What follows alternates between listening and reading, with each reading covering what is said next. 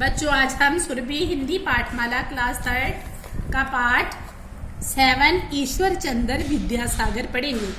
बेटे, ईश्वर चंद्र उनका नाम है और विद्या पढ़ाई सागर समंदर, उनको विद्यासागर पढ़ाई का समंदर कहते हैं क्योंकि उनकी तीक्ष्ण बुद्धि और उनकी लियाकत की वजह से उन्होंने ये उपाधि प्राप्त की थी। बच्चे, जैसी कितनी महान हस्तियां भारत में हुई हैं, ऐसे ही ईश्वर चंद्र विद्यासागर हुए हैं जो गरीब परिवार में उत्पन्न होकर उन्होंने मुश्किल समय में जब बंगाल में अकाल पड़ा था, तन मन धन से गरीबों की सहायता की थी। अब हम इनके बारे में पढ़ते हैं। ईश्वर चंद्र का जन्म एक निर्धन परिवार में हुआ था।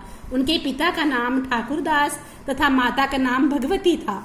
उनकी माता अत्यंत सुशील, बहुत ही सादे स्वभाव की और व्यवहार कुशल महिला थी। ईश्वर चंद्र बचपन में बड़े चंचल और कुशागर बुद्धि, तीक्ष्ण तेज बुद्धि के मालिक थे। उन्होंने प्रारंभिक पढ़ाई केवल 3 ही वर्षों में पूरी कर ली थी। बेटे, जो प्रारंभिक पढ़ाई हम 5 साल में पूरी करते हैं वो उन्होंने 3 ही वर्षों में पूरी कर ली। उसके पश्चात उनको अंग्रेजी शिक्षा के लिए कोलकाता जाना था। कोलकाता उनके गांव वीर सिंगा से 60 मील दूर था। ईश्वर चंद्र अपने पिता के साथ पैदल ही चलकर कोलकाता पहुंचे थे। रास्ते में मील के पत्थर पर लिखे अंग्रेजी के सारे अंक ईश्वर चंद्र को चलते चलते ही सीख लिए। देखो, उन्होंने चलते चलते ही ये सारे अंक सीख लिए। जे एक चमत्कारी था, करामत थी, ये हैरानी वाली बात थी। सन 1829 में ईश्वर चंद्र को उच्च शिक्षा के लिए कोलकाता के संस्कृत कॉलेज में प्रवेश करवाया गया। अब उच्च शिक्षा के लिए वो कहाँ गए? कोलकाता के संस्कृत कॉलेज में। निर्धनता के कारण ईश्वर चंद्र को अनेक कठिनाइयों का सामना करना पड़ा, क्योंकि वो गरीब थे, इसलिए उन्हें अनेक मुश्किलों का सामना करना पड़ा। परंतु उन्होंने अपनी पढ़ाई पर पूरा ध्यान दिया। उनकी कुशागर बुद्धि से कॉलेज के अध्यापक आश्चर्यचकित रह जाते, हैरान रह जाते।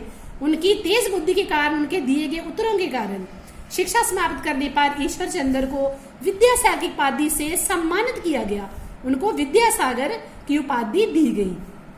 सन 1846 में ईश्वर चंद्र विद्यासागर को 50 रुपए मासिक वेतन पर संस्कृत कॉलेज में अध्यापन कार्य के लिए नियुक्त किया गया। कॉलेज में संस्कृत पढ़ाने के लिए उनको 50 रुपए मासिक तनख्वाह पर रखा गया। परंतु अधिकारियों से मतभेद हो जाने के कारण उन्होंने त्याग पत्र दे दिया।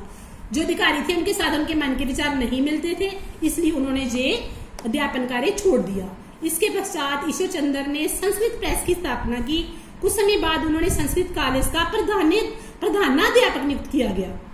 इसके बाद उन्होंने संस्कृत प्रेस की भी स्थापना की और उनको कॉलेज का प्रधानाध्यापक बनाया गया। ईश्वर चंद्र विद्यासागर अनेक कार्यों द्वारा देश की सेवा में भारी योगदान करते रहे। उन्होंने समाज सुधार के लिए कार्य करते हुए कई पुस्तकें भी लिखी, समाज का सुधार भी किया, अनेक काम भी करे, पुस्तकें भी लिखी और संस्कृत प्रेस की भी स्थापना की। अपनी विद्वता और देश व समाज के कार्यों से ईश्वर चंद्र विद्यासागर दूर दूर तक प्रसिद्ध हो गए। इस प्रकार उनकी प्रसिद्धि दूर दूर तक मशहूर हो गए, फैल गई। एक बार एक सज्जन ईश्वर चंद्र विद्यासागर से मिलने के लिए अपने घर से चले, परंतु ना तो उन्होंने कभी विद्यासागर को देखा था और ना ही विद्यासागर ने उन्हें कभी देखा था। वे सज्जन स्टेशन पर गाड़ी से उतरकर कुली से पुकारने लगे। संजोग से ईश्वर चंद्र, जब वो कुली पुकार रहे थे तो संयोग से ईश्वर चंद्र उस समय प्लेटफॉर्म पर उपस्थित थे, वो वहां पर ही थे। उन्होंने तुरंत सज्जन के पास जाकर पूछा, आपको कहाँ जाना है? विद्वान सज्जन ने बताया, मुझे ईश्वर चंद्र विद्यासागर जी के जहाँ जाना है। विद्यासागर ने उनका सूटकेस उठाकर सिर पर रख लिया और कहा, चलिए मैं आपको पहुंचा देता हूँ। विद्वान सज्जन सूट बूट पहने हुए थे और ईश्वर चंद्र विद्यासागर बिल्कुल सादे कपड़ों में थे। बेटे, उनकी स्थिति वो थी, कपड़े सादे पहनते थे, लेकिन उनकी जो बुद्धि थी बहुत तेज थी। घर पहुंचने पर विद्वान सज्जन को मालूम हुआ, जिसे वे कुल्ली समझे थे, वह वास्तव में असल में ईश्वर चंद्र विद्यासागर है। अपनी भूल पर वह विद्वान सज्जन अत्यंत लज्जित हुए, उन्हें शर्म आ गई अपनी गलती पर और विद्यासागर की सहायता के महानता के सामने नतमस्तक होकर क्षमा मांगने लगे। विद्यासागर की महानता को देखते हुए वो झुक गए, उनके सामने क्षमा मांगने लगे। विद्यासागर जी ने कहा, सदा स्वावलंबी बनो। बेटे, स्वावलंबी होता है कि अपने काम खुद करने योग्य बनना, अपना काम स्वयं करना अच्छी बात है। विद्यासागर जी का आदर्श जीवन हमारे लिए सदा अनुकरणीय है, उनके पीछे चलना चाहिए, उनसे सीख लेनी चाहिए हमें।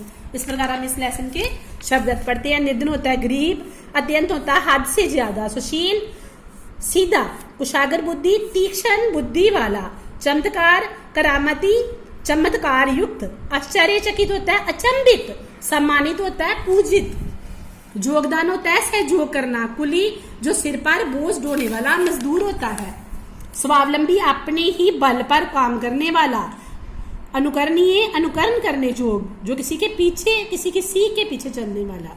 इस प्रकार बच्चे आज हम अपना ये वाला पाठ खत्म करते हैं।